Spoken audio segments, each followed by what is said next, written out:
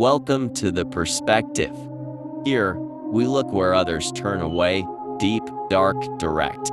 Today, death and near-death experiences. Death, the greatest mystery of humanity. Near-death experiences, a glimpse beyond the threshold, a light in the darkness. What happens when we die? Is death the end, or a beginning? We'll dive into history, into science, into the mysteries of consciousness, and ask, what might the future teach us? I'm a Bitcoiner, I see the world differently, and I'll show you what lurks in the shadows.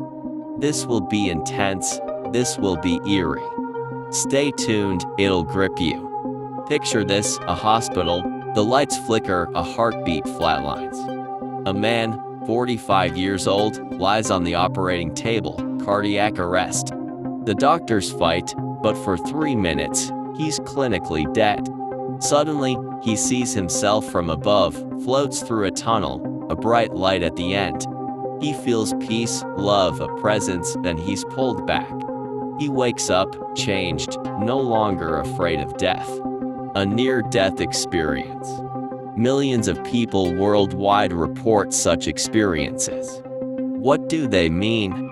What do history and science say? And what might the future reveal about death? Let's start with history. Death has always been a mystery, and every culture has tried to understand it. As far back as 50,000 years ago, in the Paleolithic era, Neanderthals buried their dead with flowers and tools, a sign they believed in an afterlife. In ancient Egypt, 3,000 years ago, pharaohs mummified their bodies to prepare for the afterlife. They believed the soul would live on in an underworld guided by Osiris. The ancient Greeks spoke of Hades, a realm of shadows where souls travel after death. In the Middle Ages, Christianity dominated the view of death, heaven and hell, salvation or damnation. But there were always reports of people who escaped death and returned, with stories of light, peace, encounters with the deceased. In the 12th century, the monk Bede the Venerable wrote of a man who died after an accident, saw another world, and returned, an early near-death experience. Death was never just an end, it was a gateway, a riddle, a mirror of our fears and hopes. What does science say? Near-death experiences, ENGs, are experiences people have during clinical death or life-threatening situations. Typical features: a sense of floating, a tunnel, a bright light, encounters with the deceased, a life review, deep peace. According to a University of Virginia study, 4 to 5% of people in Western countries report ENGs, that's millions. A famous case is Pam Reynolds. In 1991, she was clinically dead for an hour during brain surgery, no heartbeat, no brain activity. Yet she later described exactly what the doctors did and reported a light that drew her in. How is this possible? There are two approaches, the biological and the spiritual. The biological approach says ENGs are a product of the brain. When the body dies, the brain suffers from oxygen deprivation, hypoxia. A University of Michigan study showed, in this state, neurons fire chaotically, which can create visions like tunnels or lights. Endorphins, released during stress, might explain the feeling of peace. The life review. An overactivity of the memory center, the temporal lobes, could replay memories in seconds. Neurologist Olaf Blank found, stimulating the parietal brain can trigger out-of-body experiences, the feeling of seeing oneself from above. For science, an NDE is the brain's final act, a protective mechanism to make dying bearable. But the spiritual approach disagrees, ENGs are proof of an afterlife. Why? Because many reports contain details that can't be explained. Pam Reynolds saw things she shouldn't have known, the doctor's instruments, their conversations, despite her brain being shut off. A University of Southampton study, AWARE, 2014 examined 2,000 cardiac arrest patients. 2% reported experiences that can't be explained by biological models.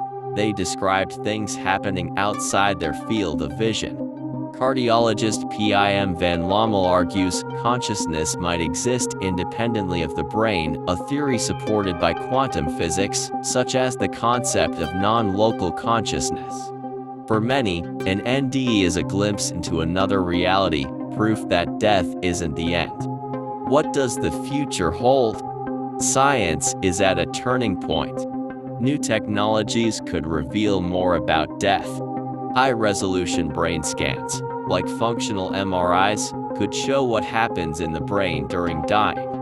Artificial intelligence could analyze millions of NDE reports to find patterns, like why people have similar visions, regardless of culture or religion. Quantum physics might test the theory of non-local consciousness, the idea that our mind is connected to the universe, beyond space and time.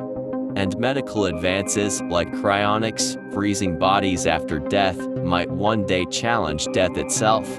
Companies like Alcor in the US already freeze bodies, hoping to revive them in the future. What if death is no longer the end? What if we one day prove that consciousness lives on? How does this connect to Bitcoin? Death teaches us nothing is certain except the truth. Bitcoin is a system of truth, immutable, decentralized, free. Near-death experiences show us there's more than we see, more than we can control. Just as Bitcoin frees us from the chains of the financial system, and as free us from the fear of death, they give us hope, meaning, freedom. In a world that forces us into collectivism, the search for truth about death, about life, is an act of individualism. Your mind, your belief, your quest for answers, that's your freedom. What does this mean for you? Death isn't just an end, it's a teacher. Near-death experiences show there's more than we know, more than we see. History shows death has always been a mystery that drives us to seek meaning. Science shows we're only beginning to understand the enigma. And the future might change everything, it might even challenge death itself. But one thing is certain, your life, your mind, your truth, it's in your hands. Death reminds us, live now. Seek the truth. Find your freedom. In a world that controls us, knowing about death is the ultimate act of liberation. Picture this, you're sitting in the dark, the screen flickers. The heart beats slowly, the threshold nears, the darkness calls, but a light shines. The air is cold, the chains of the old world rattle, but within you, a truth breaks through. This is the perspective. What do you think?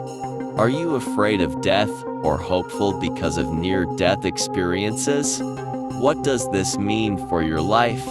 Write it in the comments, your voice keeps the mystery alive.